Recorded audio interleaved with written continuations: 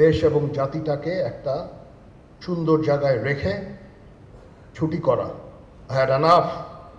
Was last 7-8 months I had enough.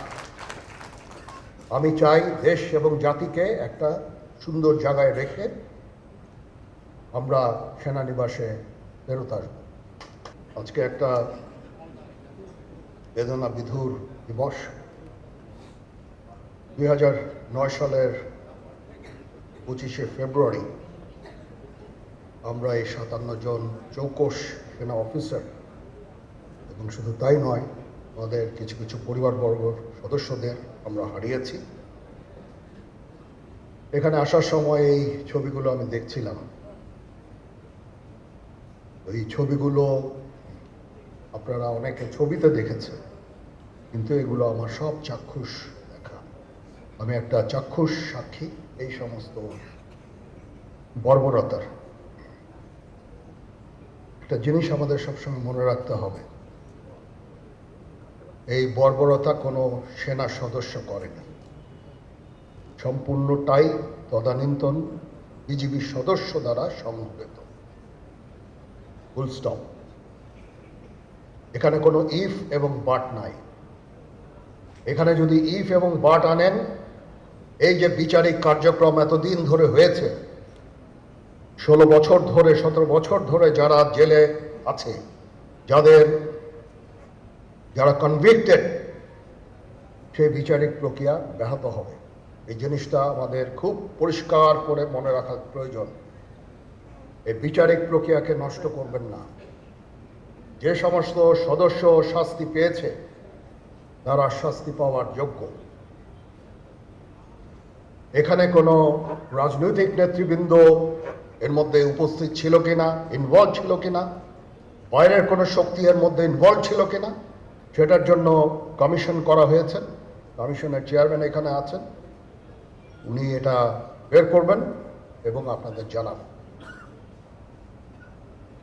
Bottom line হচ্ছে যে এই সমস্ত আমাদের এই চৌকস সেনা সদস্য যারা প্রাণ হারিয়েছেন, তারা প্রাণ হারিয়েছেন তদানীন্তন বিডিআর সদস্যদের গুলিতে।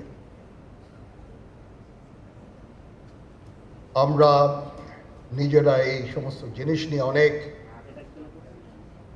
ভিন্ন মত পোষণ করছি। কেউ কেউ এই জিনিসটাকে ভিন্ন খাতে প্রবাহিত করার চেষ্টা করছে। সেটা আমাদের জন্য মঙ্গলজনক হবে না। আজকে যদি আমার যে উপদেশ আমি কিছু দিয়ে যাব, সেটা যদি আপনারা গ্রহণ করেন, আপনারা লাভবান হবেন, আমি এটা আপনাদের নিশ্চিত করছি। আমরা নিজেরা ভেদাভেদ সৃষ্টি না করি, আমরা নিজেরা ইউনাইটেড থাকি। আমাদের মধ্যে যদি কোনো সমস্যা থেকে থাকে, কোনো ব্যত্যয় থেকে থাকে, কোনো গ্রিভান্সেস থেকে থাকে, সেটা আমরা আলোচনার মাধ্যমে সমাধান করব। এটার জন্য ডানে বায়ে দৌড়িয়ে কোনো লাভ হবে না, নিজের ক্ষতি ছাড়া কোনো লাভ হবে না। আমি আপনাদের এই জিনিসটা নিশ্চিত করে দিচ্ছি। কিছু কিছু সদস্যদের দাবি যে তারা 2009 সাল থেকে আজ পর্যন্ত বিভিন্ন শাস্তি পেয়েছেন। কেউ কেউ দায়ী করছেন যে তারা অযাচিতভাবে শাস্তি পেয়েছেন। এটার জন্য আমি একটা বোর্ড করে দিয়েছি, একজন লেফটেন্যান্ট জেনারেল সেই বোর্ডের সদস্য। প্রথম ফেজে 51 জন সদস্যর ব্যাপারে আমার কাছে রিকমেন্ডেশন নিয়ে এসেছে। তার রিকমেন্ডেশনের অধিকাংশই আমি গ্রহণ করেছি এবং আরও বেশি আমি দিয়েছি।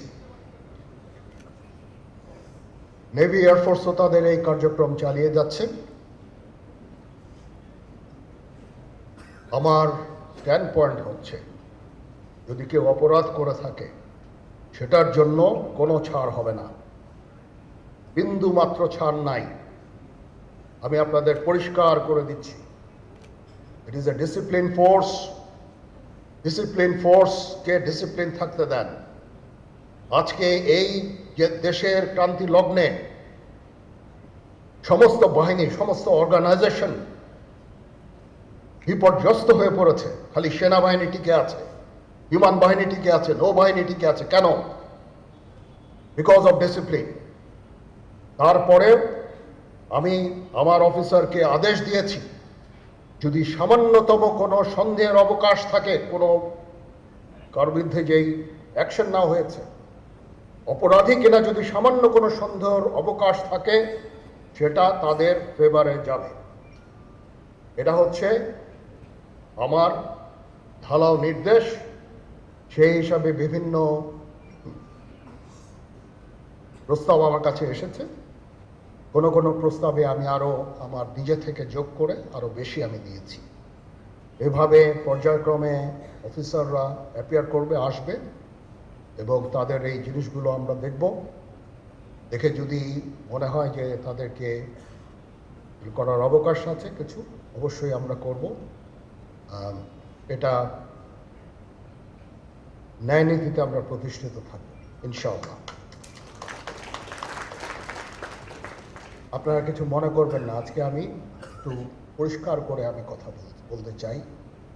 আপনাদের সবার হয়তো ভালো নাও লাগতে পারে, কিন্তু বিশ্বাস করেন, আমার এটা যদি আপনারা গ্রহণ করেন, আপনারা লাভবান হবেন, কোনো ক্ষতি হবে না দেশের। আমার অন্য কোনো আকাঙ্ক্ষা নাই। আমার একটাই আকাঙ্ক্ষা, দেশ এবং জাতিটাকে একটা সুন্দর জায়গায় রেখে ছুটি করা। I had enough. Was last 7-8 months I had enough. আমি চাই দেশ এবং জাতিকে একটা সুন্দর জায়গায় রেখে আমরা সেনানিবাসে ফেরত আসব।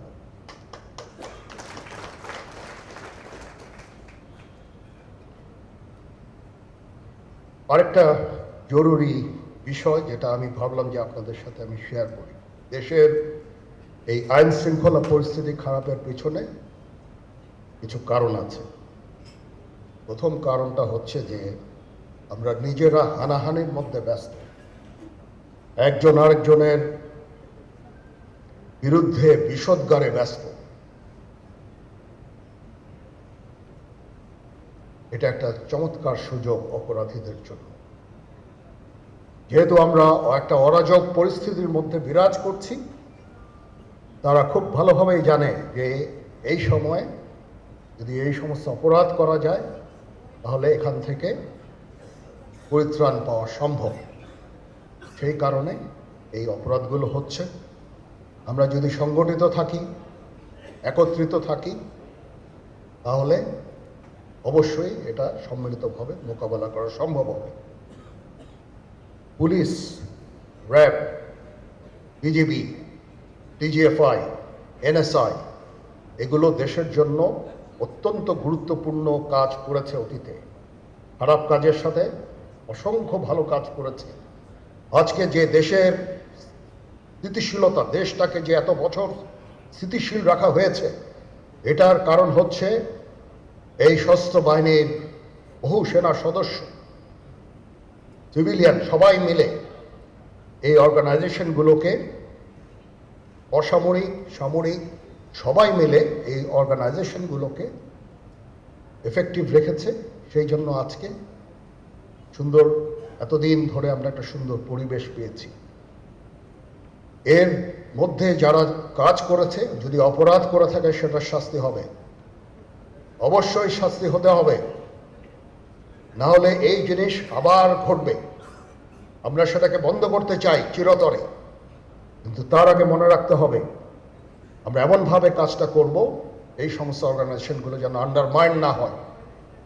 আজকে পুলিশ সদস্য কাজ করছে না, এটা বিশাল বড় কারণ হচ্ছে অনেকের বিরুদ্ধে মামলা, অনেকে জেলে। RAB, BGB, DGFI, NSI panicked. বিভিন্ন দোষারোপ, খুন ইত্যাদি তদন্ত চলছে।